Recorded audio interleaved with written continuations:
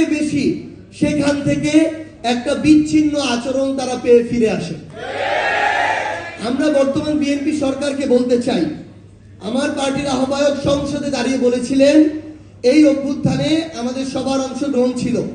ছাত্র সংগঠনের যখন নাম উচ্চারণ করা হয়, জনাব নাহিদ ইসলাম প্রথম নাম উচ্চারণ করেছিলেন ছাত্র দলের, অথচ জনাব নাহিদ ইসলামের ছাত্র সংগঠন ছিল ছাত্র শক্তি। তাহলে এই ধরনের মানসিকতা আমরা আমাদের জায়গা থেকে দেখিয়েছি, কিন্তু আজকে বিএনপির জায়গা থেকে আমরা শুধু এটাই দেখি যে তারা তাদের অংশগ্রহণ ছিল, এটা এস্টাবলিশ করতে চায়। এটা এস্টাবলিশ করার কিছু নেই, আপনারা ছিলেন, এটা আমরা স্বীকার করি, কিন্তু আপনার কাজের মধ্য দিয়ে যদি এটার প্রকাশ না পায়, আমার যোদ্ধারা গিয়ে তার কার্ডটা দেখানোর পরও যদি চিকিৎসায় ন্যূনতম প্রায়োরিটি না পায়, তাহলে আপনাদের এই মুখের কথা বলার চেয়ে না বলা অনেক ভালো। আমরা বর্তমান সরকারকে আহ্বান জানাবো, আমাদের যারা সহযোদ্ধারা আছেন, আহত যোদ্ধারা, তারা তাদের কার্ড দেখানো সাপেক্ষে বাংলাদেশের যে কোনো সরকারি বেসরকারি হসপিটালে তারা প্রায়োরিটি চিকিৎসা পাবেন, বিনামূল্যে চিকিৎসা পাবেন।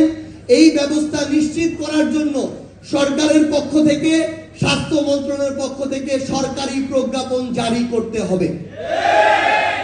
তৃতীয়ত, আমরা কিছুদিন আগে জনাব তারেক রহমান, বাংলাদেশের মাননীয় প্রধানমন্ত্রী, তিনি একটি বড় প্রোগ্রাম করেছেন শহীদ পরিবারদেরকে নিয়ে, আহত যোদ্ধাদেরকে নিয়ে।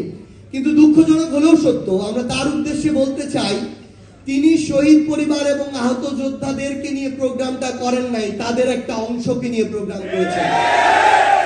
ওই প্রোগ্রামে শুধুমাত্র যারা বিএনপি করে কিংবা যারা অভ্যুত্থানের পরে নতুন করে বিএনপি করার ইচ্ছা প্রকাশ করেছে, তাদেরকে নিয়ে ওই প্রোগ্রামটা করা হয়েছে।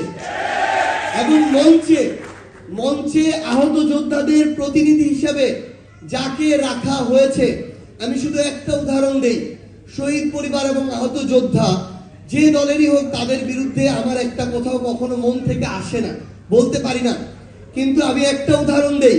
গত পরশুদিন প্রেস ক্লাবের সামনে আমার ওলামা অ্যালায়েন্সের ভাইয়েরা আমাদের প্রতিবাদ একটা কর্মসূচি দিয়েছিল, কেন আমার ভাই আলিফের চোখ তুলে নিল ছাত্রদল, এটার বিরুদ্ধে।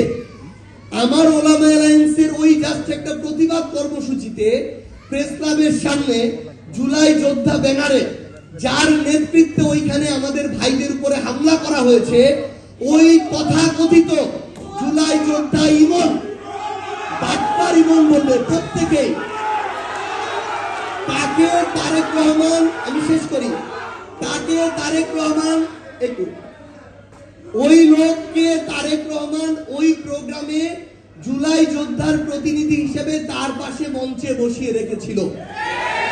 আমরা বিএনপি এবং তারেক রহমানকে স্পষ্ট করে একটা কথা বলি, তারা যদি মনে করে যে আওয়ামী লীগ যেভাবে আমাদের ৭১কে নিজেদের মধ্যে কুক্ষিগত করে অপব্যবহার করেছে, প্রশ্নবিদ্ধ করেছে, একই কায়দায় তারা করবে, এটা আমাদের এই ২৪-এর যোদ্ধা আর শহীদ পরিবারদেরকে দিয়ে করানো যাবে না ইনশাআল্লাহ।